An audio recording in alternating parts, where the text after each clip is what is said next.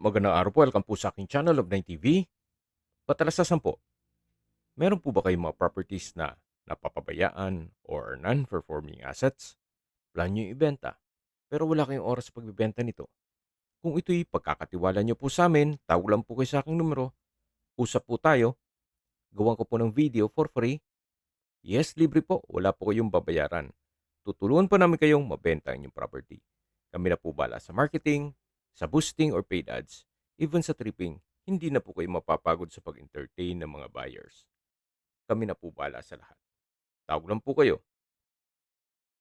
Nandito po tayo ngayon sa Silang Cavite kung saan meron po tayong bagong video presentation. Isang residential farm property na may lot area na 1,450 square meters. Ito po'y titulado, buhay po ang may-ari kaya wala po kayong maging problema sa documentation o sa transfer ng title. Updated din po ang amilyar nito mula po sa main barangay road. Ito po'y inner lot, kaya kung hanap nyo po'y isang tahimik na lugar o property, ito na po yung hinahanap nyo. Mula po dito sa kinatatayuan ko hanggang dun po sa dulo. Ito pong malinis na area, yan po ang mismong property na binebenta. May access na rin po dito ng tubig, kuryente at internet provider. Napaganda po nito para sa inyong retirement, gawa ng sakto lang po ang sukat ng lupa. Less maintenance po pag mga ganitong sukat ng lupa. Pero kung malaki naman ang inyong pondo o budget, maganda rin po ang ekta-ektarya, especially kung magla-land banking kayo.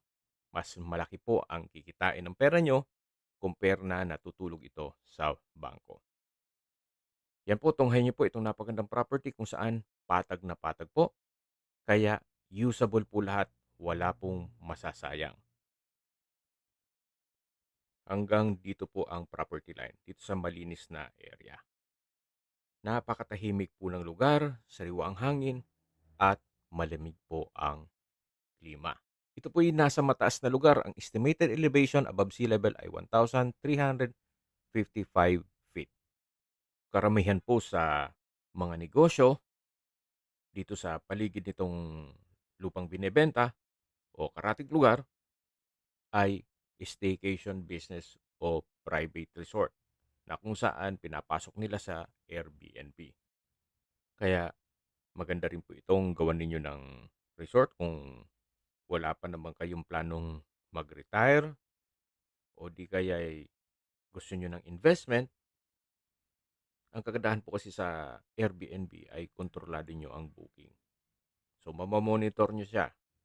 Kayo hahawak ng application, then meron lang po kayong caretaker na magme-maintain. After na umalis ang inyong guest, lilinisin nila, then that's it. Kikita na kayo. Then mag-aantay ulit kayo ng booking.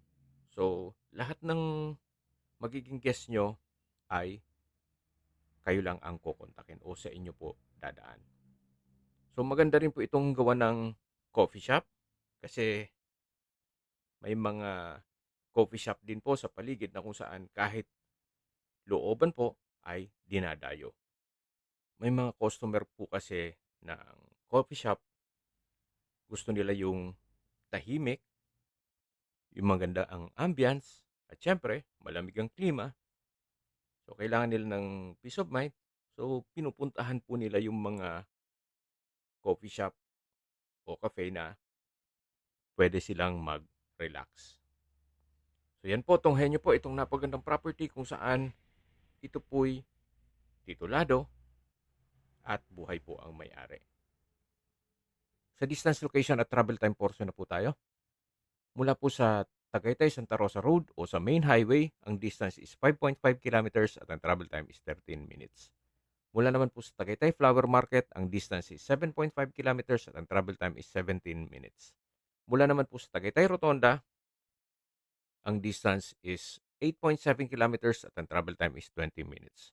Kompleto na po doon gaya ng hotels, restaurants, banks, schools, church at hospital. Yan po yung lagi kong binabagit sa inyo na dapat nyo i-consider sa paghanap ng property, yung meron pong malapit na hospital. Hindi ko naman po sinasabing sakitin kayo. Yan naman po for emergency purpose lang naman. At mula naman po sa Calac Silang Interchange, ang distance is 8.2 kilometers at ang travel time is 20 minutes.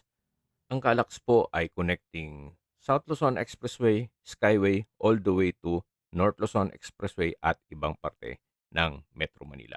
Kaya mapapabilis na po ang biyahe nyo mula Manila papunta dito sa property. Mula naman po sa Manila o sa airport, ang distance is 52.9 kilometers at ang travel time is 1 hour and 29 minutes. Okay, sa presyo na po tayo. Mula po sa original price ni owner na 7,000 per square meter, nag-markdown price na po siya sa 5,500 pesos per square meter. Kung may mga katanungan po kayo, tawag lang po kayo sa aking numero. At sa mga kababayan naman natin nasa ibang bansa, meron po akong WhatsApp, Viber, Telegram, at meron na rin po akong Signal. Same number lang po, 0917-316-3399. Sa mga nagtatanong naman po ng aming Facebook, meron po aming Facebook page na Nov9TV at Facebook Real Video. Meron din pong TikTok at Instagram. May ibang YouTube channel po kami, the Nov9TV channel, Nov9TV Listings, Nov9TV On The Spot, Nov9TV Updates, at Nov9TV House Rental. Sana po naibigyan nyo ang video presentation. Paki-like and subscribe na lang po sa aking channel para ma-update din po kayo sa aking future listings. Kung sakali po hanap nyo yung mas malaking sukat ng lupa, meron din po kami ibang listings na pwede nyong pagpilian. Huwag po kayong mag-atubiling tumawag sa amin. Then, let us know your budget para malaman namin kung anong property pwede naming ilog sa inyo. Sa lahat pong viewers, subscriber at nagtiwala po sa amin, salamat po sa suporta. Ingat po kayo lagi at yung pamilya. Maraming salamat po.